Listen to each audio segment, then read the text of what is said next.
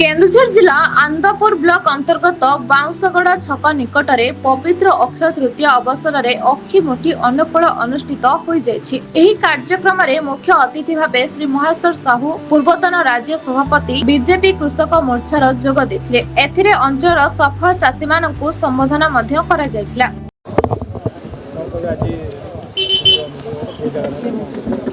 देखु आज पवित्र अक्षय तृतीया अवसर में भारतीय जनता पार्टी तरफ आज आनंदपुर ब्लॉक बाउंसगड़ ठारे आमर अक्षय तृतीया मुठी अनुकूल कार्यक्रम अनुष्ठित है एवं आमर चाषी समावेश कराई एवं ए चाषी समावेश रे आनंदपुर सब डिविजन 16 जन सफल चाषी को आमे आज मानपत्र सहित सम्मानित कलु एवं ए कार्यक्रम करने सहित केंद्र एवं राज्य सरकार जो कृषक कल्याणकारी योजना बाबद आज चाषी मान को अवगत कराला।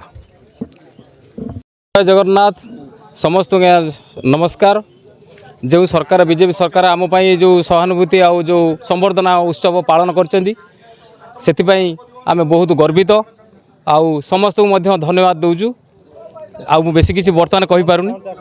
चाष यहाँ परिवा चाष मु कोदणधर पाल दुडुगा तरतरा जीपी